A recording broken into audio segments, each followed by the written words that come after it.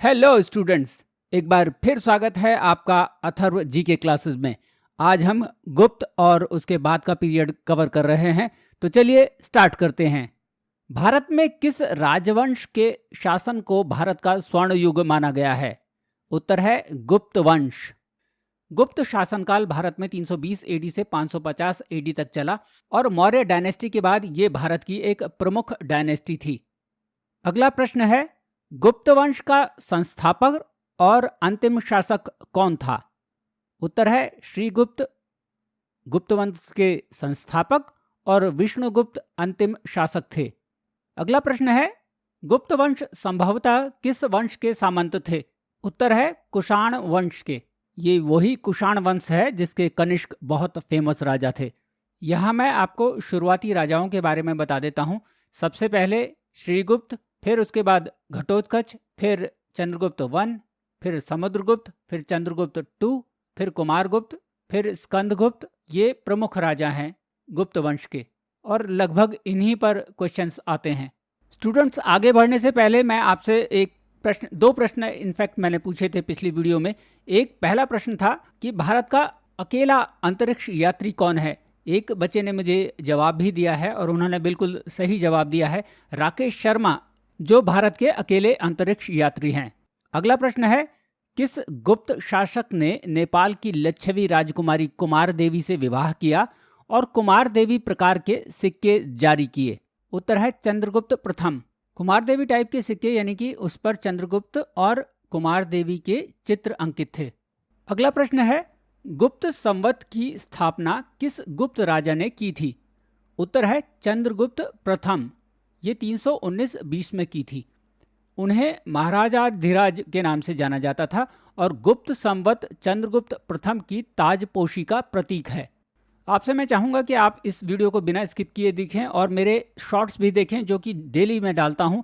वो आपके लिए बहुत काम के होने वाले हैं और मैं जो क्वेश्चंस आपसे पूछता हूँ आप उनके भी जवाब दें ताकि आप ज़्यादा से ज़्यादा गेन कर सकें। अगला प्रश्न है, किस गुप्त राजा को भारत का नेपोलियन कहा जाता है? उत्तर है समुद्रगुप्त। समुद्रगुप्त 335 एडी से 375 एडी तक गुप्त वंश के शासक रहे और वो एक सबसे सफलतम गुप्त शासक थे। उनका कंपैरिजन इसीलिए नेपोलियन बोनापार्ट, जो कि फ्रांस के एक बहुत बड़े लीडर थे, उनसे किया जाता है। अगला प्रश्न है, समुद्रगुप्त को भारत का नेपोलियन किसने कहा था? तो उत्तर है V.A. स्मिथ ने। अगला प्रश्न है, समुद्रगुप्त को 100 युद्धों का नायक किसने बताया था? उत्तर है V.A. स्मिथ। अगला प्रश्न है, किस गुप्त शासक ने दक्षिण के पल्लवों को अपना आधिपत्य मानने के लिए विवश कर दिया था? उत्तर है समुद्रगुप्त। पल्लव डायनेस्टी एक साउथ इंडियन डायनेस्टी थी जिनकी राजधानी कांचीपुरम थी। अगला प्रश्न है, प्रयाग प्रशस्ति लिखने वाले समुद्रगुप्त के दरबारी कवि कौन थे? Who was the court poet of Samudragupta who wrote Prayag प्रशस्ति? तो उत्तर है हरिसेन। ये प्रश्न कई तरह से आता है कि प्रयाग प्रशस्ति किसने लिखी है, समुद्रगुप्त का कोर्ट पोएट कौन था? तो उत्तर हरिसेन है। अगला प्रश्न है, श्रीलंका के किस शासक ने गया में बौद्ध मंदिर बनाने के लिए समुद्रगुप्त से अनुमति मांगी थी? उत्तर है मेघवर्मन। अगला प्रश्न है, अश्वमेध यज्ञ के घोड़े वाले सिक्के किस शासक ने जारी किए थे? उत्तर है समुद्रगुप्त ने। अगला प्रश्न है, समुद्रगुप्त को और किस नाम से जाना जाता था और वो किस भगवान के भक्त थे? By what other name Samudragupta was known and which God he was devotee of? तो उत्तर है उन्हें कविराज के नाम से भी जाना जाता था और वो विष्णु भगवान के भक्त थे। अगला प्रश्न है, किस गुप्त राजा ने वीणा का वादन किया था या वीणा वादन में वो प्रवीण थे? उत्तर है समुद्रगुप्त। अगला प्रश्न है, इलाहाबाद स्तंभ अभिलेख में समुद्रगुप्त को क्या नाम दिया गया है? उत्तर है लिच्छवी दोहित्रा या लिच्छवियों के पौत्र, ग्रैंडसन ऑफ लिच्छवी। तो अब एक और प्रश्न की चर्चा कर लेते हैं जो मैंने पिछले वीडियो में आपसे पूछा था। मैंने पूछा था कि फील्ड मेडल के अलावा गणित के क्षेत्र में एक और अंतर्राष्ट्रीय सम्मान है, उसका नाम क्या है? तो उत्तर है एबल अवार्ड, जो कि किंग ऑफ नॉर्वे द्वारा दिया जाता है और इस बार ये एक अमेरिकन मैथमेटिशियन डेनिस सुलेवियन को दिया गया है। अगला प्रश्न है, किस गुप्त शासक के दरबार को 9 रत्नों या नवरत्नों से अलंकृत किया गया था? उत्तर है चंद्रगुप्त द्वितीय। अगला प्रश्न है, किस गुप्त राजा ने विक्रमादित्य, सिंह विक्रम और परम भगवत की उपाधियां धारण की थी? उत्तर है चंद्रगुप्त द्वितीय ने। अगला प्रश्न है, कालिदास किसके शासनकाल में रहे थे और उनकी कौन सी साहित्यिक कृतियां हैं? In whose reign did Kalidas lived and what are his literary works? तो उत्तर है कालिदास चंद्रगुप्त द्वितीय के राज्य में थे और कालिदास की प्रसिद्ध कृतियां हैं अभिज्ञान शाकुंतलम, मालविकग्निमित्र, विक्रमोर्वशीयम, रघुवंशम और मेघदूतम। अगला प्रश्न है, चंद्रगुप्त द्वितीय के शासनकाल में कौन सा प्रसिद्ध चिकित्सक रहता था? उत्तर है धन्वंतरी। धन्वंतरी को आयुर्वेद के पिता के रूप में भी जाना जाता है। अगला प्रश्न है, गुप्त काल में महान खगोल शास्त्री कौन थे? उनके द्वारा लिखी गई पुस्तकों के नाम लिखिए। उत्तर है वारामिहिर। उन्होंने पंच सिद्धांतिका, वृहद संहिता और वृहद जातक की रचना की थी। वारामिहिर चंद्रगुप्त द्वितीय के शासनकाल में रहते थे। अगला प्रश्न है, प्राकृत प्रकाश नामक पुस्तक जो कि प्राकृत भाषा का व्याकरण थी, किसने लिखी थी? उत्तर है वरारुचि ने, और ये भी चंद्रगुप्त द्वितीय के नवरत्नों में से एक थे। अगला प्रश्न है, चंद्रगुप्त द्वितीय के शासनकाल के दौरान प्रसिद्ध कवि और लेक्सिकोग्राफर का नाम बताइए। तो उत्तर है अमर सिंह। अब ये लेक्सिकोग्राफर क्या होता है? सरल भाषा में लेक्सिकोग्राफर का मतलब होता है शब्द को उसका संकलन करता या डिक्शनरीज का कंपाइलर। जैसा कि मैंने पहले बताया कि गुप्त काल को स्वर्णकाल कहा जाता था, और स्वर्णकाल इसीलिए कहा जाता था क्योंकि इस काल में हर तरह से तरक्की हुई, चाहे वो एस्ट्रोनॉमी थी, चाहे वो मेडिसिन थी, चाहे वो लिटरेचर था, सभी कुछ बहुत अच्छा था। अगला प्रश्न है, चंद्रगुप्त द्वितीय के शासनकाल के दौरान प्रसिद्ध वास्तुकार कौन था? उत्तर है शंकु। उन्होंने शिल्प शास्त्र नामक किताब लिखी थी। गुप्त काल में ज्योतिष पर आधारित ज्योतिष शास्त्र किसने लिखा था? उत्तर है कहपनक ने। अगला प्रश्न है, चंद्रगुप्त द्वितीय के शासनकाल में किस चीनी यात्री ने यात्रा की थी? उत्तर है फाहियान ने। ये बहुत इंपॉर्टेंट क्वेश्चन है और ये बहुत सारे एग्जाम्स में पूछा जाता है। अगला प्रश्न है, किस गुप्त शासक ने तांबे, सोने और उसके अलावा चांदी के सिक्के भी जारी किए थे? तो उत्तर है चंद्रगुप्त द्वितीय ने।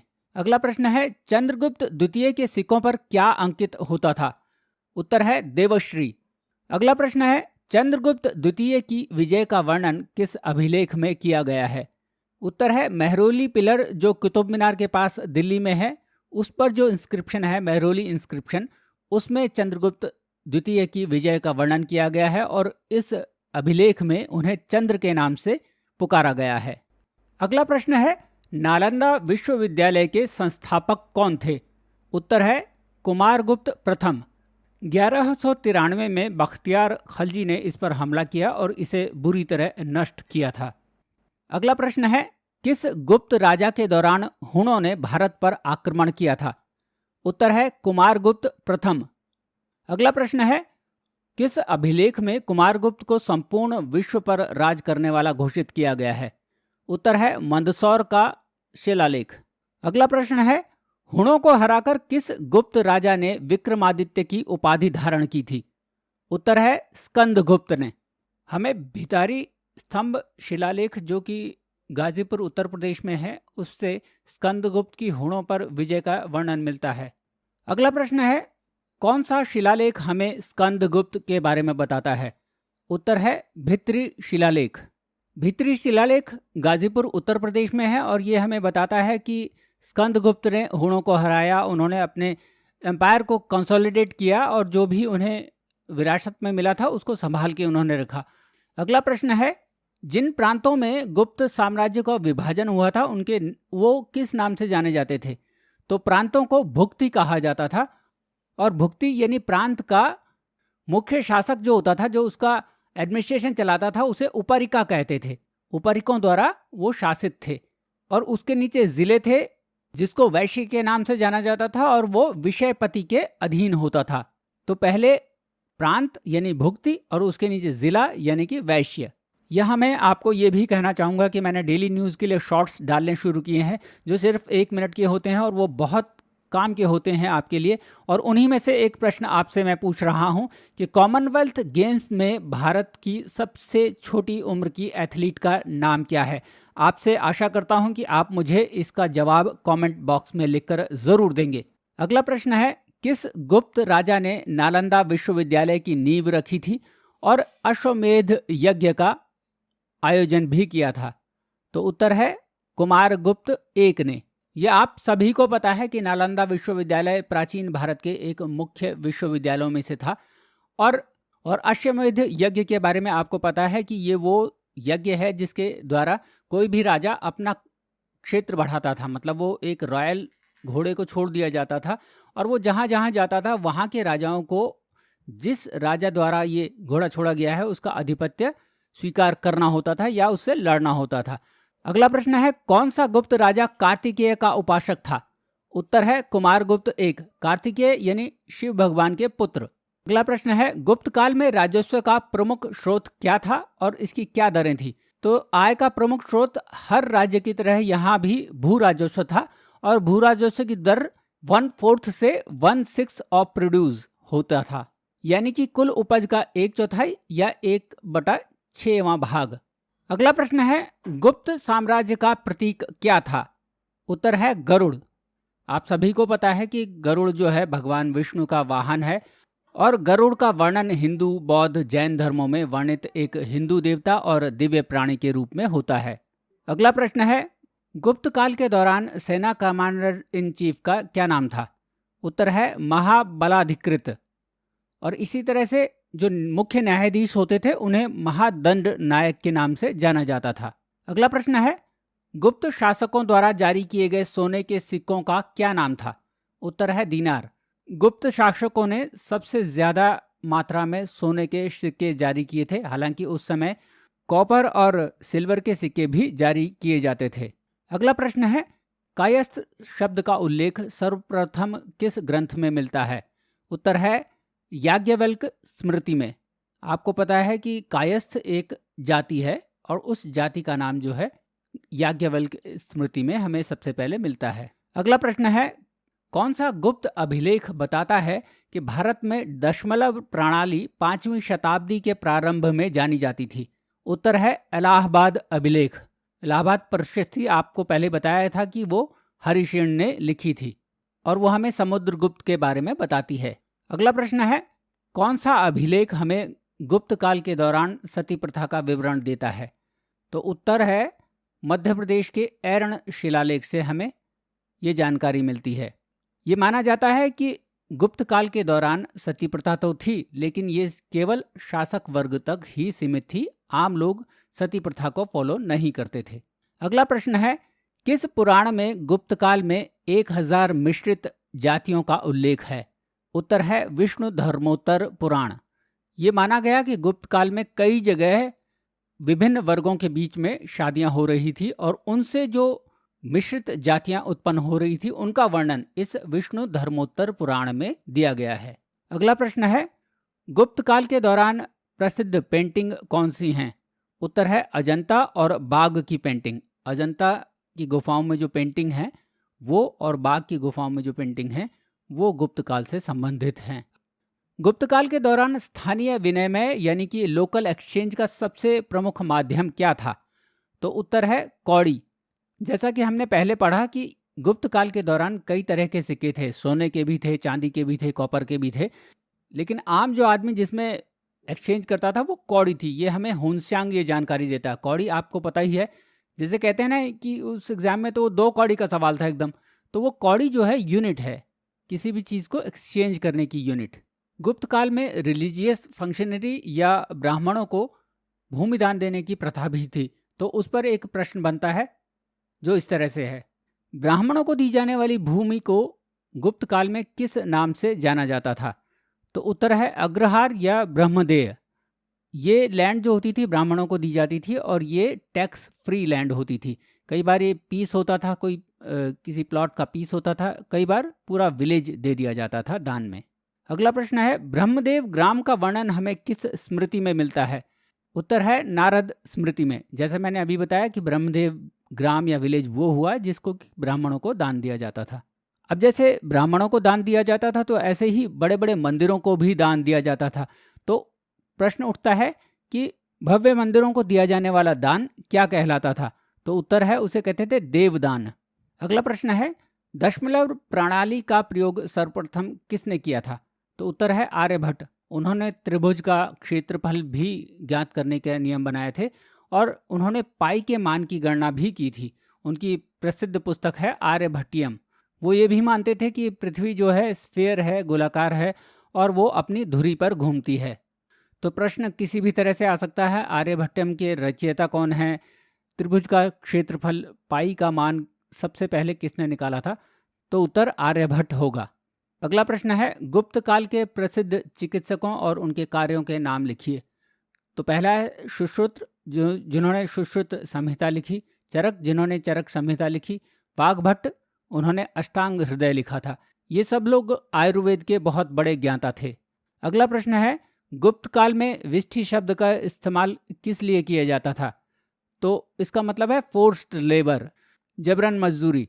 जब भी कोई शासक दूसरे साम्राज्य पर विजय प्राप्त करता था तो वहाँ से बहुत सारे लोगों को ले आया जाता था और उनसे ये विष्ठि या जबरन मजदूरी करवाई जाती थी। अगला प्रश्न है, गुप्त काल में किसने कहा था कि भू राजस्व उपज का 6वां हिस्सा यानी कि 1/6 भाग होना चाहिए? उत्तर है कालिदास और नारद स्मृति में इसका वर्णन है, जिसमें ये कहा गया है कि भू राजस्व यानी लैंड रेवेन्यू 1/6 ऑफ प्रोड्यूस होना चाहिए। गुप्त काल में दूसरे देशों से भी व्यापार किया जाता था। तो एक प्रश्न बनता है कि भारत के पूर्वी तट पर गुप्त काल के दौरान बंदरगाहों के नाम बताएं। तो उत्तर है ताम्रलिप्ति और घंटाशाला और कदूर।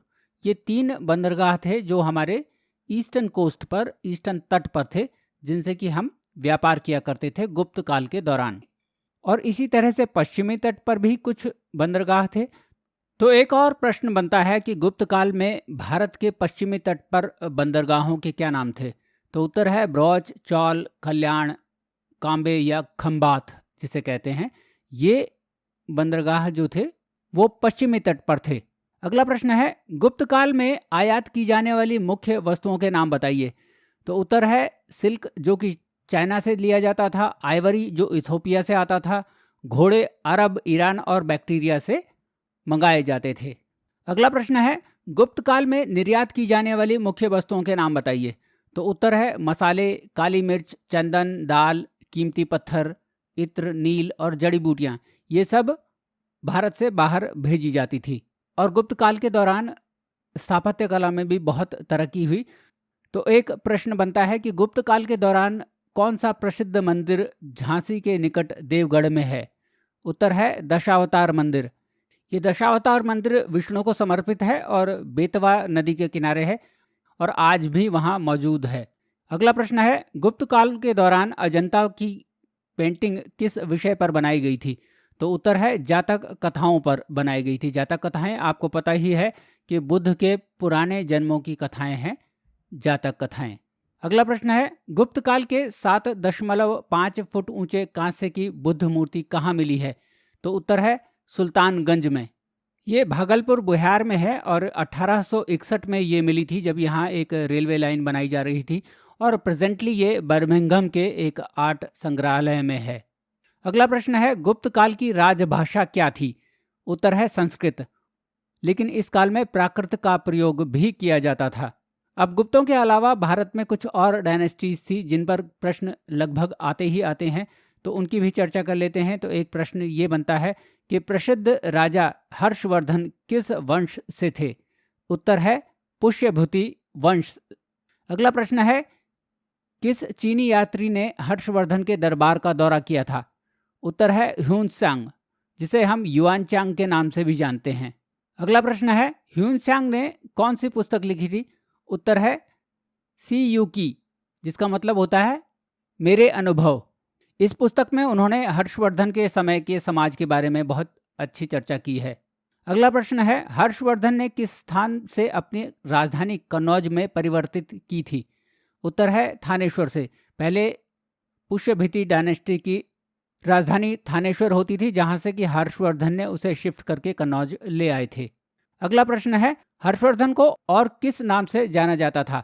तो उत्तर है शिलादित्य के नाम से उन्हें जाना जाता था। अगला प्रश्न है, पुलकेशिन द्वितीय द्वारा हर्षवर्धन को पराजित करने का विवरण हमें किस अभिलेख में मिलता है? तो उत्तर है रविकीर्ति द्वारा लिखित पुलकेशिन द्वितीय के ऐहोल अभिलेख में हमें इसका वर्णन मिलता है। हर्षवर्धन को चालुक्य राजा पुलकेशिन द्वितीय ने हरा दिया था। अगला प्रश्न है, ऐहोल अभिलेख के अनुसार हर्ष किस क्षेत्र का स्वामी था? तो उत्तर है ऐहोल अभिलेख के अनुसार वो पूरे उत्तरी क्षेत्र के यानी कि देश के स्वामी थे और उन्हें यहाँ पर सकलोत्तर पथेश्वर कहा गया है। अगला प्रश्न है, हर्ष द्वारा लिखी गई पुस्तकों के नाम बताएं। तो उत्तर है रत्नावली, नागानंद और प्रियदर्शिका। ये 3 पुस्तकें हर्षवर्धन ने लिखी थी। अगला प्रश्न है, बाणभट्ट ने हर्षवर्धन के शासनकाल में कौन कौन सी पुस्तकें लिखी थी? उत्तर है हर्षचरित्र, कादंबरी और पार्वती परिणय। अगला प्रश्न है, हर्षवर्धन ने किस वर्ष हर्ष युग की शुरुआत की थी? तो उत्तर है 606 एडी में। 606 एडी में हर्षवर्धन ने राजपाठ संभाला था और इसी उपलक्ष्य में उन्होंने हर्ष युग की शुरुआत की थी। अगला प्रश्न है, हर्ष ने 2 महान धार्मिक सभाओं का आयोजन किया था। इन सभाओं के लिए कौन से 2 स्थान थे? उत्तर है कन्नौज और प्रयाग। ये मानव जीवन के अंतिम लक्ष्य की प्राप्ति के उद्देश्य से आध्यात्मिक सभाएं थी। अगला प्रश्न है, हर्षवर्धन के पूर्वज किस देवता के भक्त थे? उत्तर है सूर्य। पुष्य विभूति डायनेस्टी के सभी राजा सूर्य के उपासक थे। अगला प्रश्न है, वेनसांग ने अपनी पुस्तक में हर्षवर्धन के व्यापार मार्गों पर क्या नहीं पाया था? वेनसांग ने अपनी पुस्तक में वर्णन किया है कि उसे हर्षवर्धन के समय में व्यापार मार्गों यानी कि नदियों और राजमार्गों पर डकैती नहीं देखने को मिली। अगला प्रश्न है, हर्षवर्धन किस देवता के भक्त थे? तो उत्तर है भगवान शिव के। हालांकि उनके पूर्वज भगवान सूर्य के भक्त थे। अगला प्रश्न है, पुलकेशिन द्वितीय जो कि चालुक्य वंश के शासक थे, उन्हें किसने हराया था? तो उत्तर है पल्लव शासक नरसिम्हवर्मन ने। नरसिम्हवर्मन को मामल्ला के नाम से भी जाना जाता था। नरसिम्हवर्मन ने वातापी कोंडा की उपाधि ग्रहण की, जिसका मतलब था वातापी को जीतने वाला। वातापी जो कि राजधानी थी चालुक्यों की। अगला प्रश्न है, पाल वंश के संस्थापक कौन थे? उत्तर है गोपाल। गोपाल पहले राजा थे पाल वंश के। पाल शासकों ने 750 से 1161 एडी तक उत्तर पूर्व भारत पर शासन किया था। अगला प्रश्न है, विक्रमशिला विश्वविद्यालय की स्थापना किस पाल शासक ने की थी? तो उत्तर है धर्मपाल ने। अगला प्रश्न है, प्रसिद्ध पुस्तक रामचरित की रचना किसने की थी? उत्तर है संध्याकर नंदी ने। संध्याकर नंदी पाल वंश के दौरान एक बहुत प्रसिद्ध कवि थे। राष्ट्रकूट वंश के संस्थापक कौन थे? उत्तर है दंतिदुर्ग। राष्ट्रकूटों ने 6वीं से 10वीं शताब्दी तक दक्षिण पश्चिम भारत पर शासन किया था। अगला प्रश्न है, राष्ट्रकूट शासकों की मातृभाषा क्या थी? उत्तर है कन्नड़। अगला प्रश्न है, कौन से राष्ट्रकूट राजा ने हिरण्यगर्भ, शाब्दिक रूप से जिसका अर्थ होता है स्वर्णगर्भ, नाम का अनुष्ठान किया था? उत्तर है दंतिदुर्ग ने। अब ये अनुष्ठान क्या होता है? हिरण्यगर्भ अनुष्ठान इस सोच के साथ किया जाता है कि यज्ञ करने वाला क्षत्रिय के रूप में पुनर्जन्म लेगा। और अब मैं आपसे ये भी पूछना चाहूँगा कि मैं अभी हिस्ट्री की सीरीज चला रहा हूँ, मैं चाहता हूँ कि मैं किसी और सब्जेक्ट को भी पढ़ाना शुरू करूँ, तो मैं आपसे पूछना चाहूँगा कि अब आप कौन सा सब्जेक्ट पढ़ना चाहेंगे, मुझे कमेंट बॉक्स में लिखकर ज़रूर बताएं। अगला प्रश्न है, किस राष्ट्रकूट राजा ने कविराज मार्ग नामक कन्नड़ ग्रंथ लिखा था? उत्तर है अमोघवर्ष प्रथम ने। अगला प्रश्न है, विक्रमसेन विजय की रचना किस महान कन्नड़ कवि ने की थी? उत्तर है पंपा। पंपा राष्ट्रकूट राजा कृष्ण तृतीय के एक सामंत, अरिकेसरी द्वितीय के एक दरबारी कवि थे और उन्हें आदि कवि भी कहा जाता था। अगला प्रश्न है, कन्नड़ कृति शांति पुराण किसने लिखा है? उत्तर है पोना। पोना राष्ट्रकूट राजवंश के राजा कृष्ण III के दरबार में एक प्रसिद्ध कन्नड़ कवि थे और सम्राट ने पोना को कवि चक्रवर्ती के नाम से सम्मानित किया था। अगला प्रश्न है, एलोरा के कैलाश मंदिर का निर्माण किस राष्ट्रकूट राजा ने करवाया था? उत्तर है कृष्ण प्रथम ने। अगला प्रश्न है, एलिफेंटा गुफाओं में त्रिमूर्ति किस राज्य से संबंधित है, अर्थात किस डायनेस्टी ने इन्हें बनवाया था? तो उत्तर है राष्ट्रकूट राजाओं ने। एलिफेंटा की गुफाएं मुंबई के पास एक आइलैंड में हैं। अगला प्रश्न है, एलिफेंटा का मूल नाम क्या था? उत्तर है श्रीपुरी, और पुर्तगालियों ने इसे एलिफेंटा का नाम दे दिया था। अगला प्रश्न है, उत्तरी महाराष्ट्र और विदर्भ में सातवाहन का उत्तराधिकारी कौन सा वंश था? उत्तर है वाकाटक। गुप्त शासक चंद्रगुप्त द्वितीय ने वाकाटक राजा रुद्रसेन द्वितीय से अपनी बेटी प्रभावती का विवाह करवाया था और वाकाटक राजाओं से अपने संबंध प्रगाढ़ किए थे। एक प्रश्न ये भी है कि वाकाटक वंश की स्थापना किसने की थी? उत्तर है विद्याशक्ति ने। अगला प्रश्न है, सातवाहन के बाद दक्षिण में किस वंश का उदय हुआ था? तो उत्तर है पल्लव वंश का। अगला प्रश्न है, मत्ताविलास प्रहसनम संस्कृत कृति के लेखक कौन से पल्लव शासक थे? उत्तर है महेंद्र वर्मन। अगला प्रश्न है, मामल्लापुरम जिसे महाबलीपुरम के नाम से भी जाना जाता है, उसके संस्थापक कौन से पल्लव शासक थे? उत्तर है नरसिम्हवर्मन प्रथम। अगला प्रश्न है, वेनसांग किसके शासनकाल में पल्लव की राजधानी कांचीपुरम में आया था? उत्तर है नरसिम्हवर्मन प्रथम। वेनसांग जो हर्षवर्धन के समय पर भारत आया था, उसने वो कई और राज्यों में भी घूमा था। अगला प्रश्न है, कांचीपुरम में मामल्लापुरम के तट पर मंदिर और कैलाशनाथ मंदिर का निर्माण किसने करवाया था? उत्तर है नरसिम्हवर्मन द्वितीय, जिनको राज सिंह के नाम से भी जाना जाता था। अगला प्रश्न है, संस्कृत के प्रसिद्ध विद्वान दांडिन किसके शासनकाल में रहते थे? उत्तर है नरसिम्हवर्मन द्वितीय। अगला प्रश्न है, दांडिन ने किस संस्कृत पुस्तक की रचना की थी? उत्तर है 10 कुमार चरित्र। जैसा कि शीर्षक से ही मालूम होता है, 10 कुमार चरित्र 10 युवकों या कुमारों के एडवेंचर्स की कहानी है और इसमें सभी या तो राजकुमार हैं या शाही मंत्रियों के पुत्र हैं। अगला प्रश्न है, महेंद्र वर्मन किसके प्रभाव में आकर शैव धर्म में परिवर्तित हुए थे? उत्तर है अप्पार, जिन्हें थिरुनावुक्कारासर भी कहा जाता है। महेंद्र वर्मन पहले जैन धर्म के अनुयायी थे। अगला प्रश्न है, चालुक्य शासक पुलकेशिन द्वितीय को किस पल्लव राजा ने पराजित किया था? उत्तर है नरसिम्हवर्मन प्रथम, जिन्हें मामल्ला भी कहा जाता था। अगला प्रश्न है, किस पल्लव राजा ने श्रीलंका के लिए एक नौसैनिक अभियान चलाया था? उत्तर है नरसिम्हवर्मन प्रथम। अगला प्रश्न है, चालुक्य वंश के संस्थापक कौन थे? उत्तर है पुलकेशिन एक, उनकी राजधानी वातापी या बादामी थी। अगला प्रश्न है, वेनसांग किस चालुक्य राजा के समय उनके राज्य में आया था? उत्तर है पुलकेशिन दो के समय में। अगला प्रश्न है, शूद्रक द्वारा लिखित प्राचीन भारतीय पुस्तक मृच्छकटिका किस विषय से संबंधित है? उत्तर है ये चारुदत्त जो एक अमीर व्यापारी था और वसंत सेना जो एक गणिका की बेटी थी, इनके बीच के प्रेम संबंधों के बारे में है। तो स्टूडेंट्स, ये था एंशिएंट इंडियन हिस्ट्री का लास्ट पार्ट, और इसके बाद अब हम कोई और सब्जेक्ट लेंगे और फिर वापस मिडिवल इंडिया और फिर मॉडर्न इंडिया पे आएंगे। होप आपको ये वीडियो बहुत अच्छा लगा हो। अगर आपको ये वीडियो अच्छा लगा तो इसे लाइक और शेयर करें और चैनल को सब्सक्राइब करें और बेल बटन को हिट करें ताकि आपको आने वाले वीडियोज़ की नोटिफिकेशन टाइमली मिलती रहे। Thank you very much for watching the video.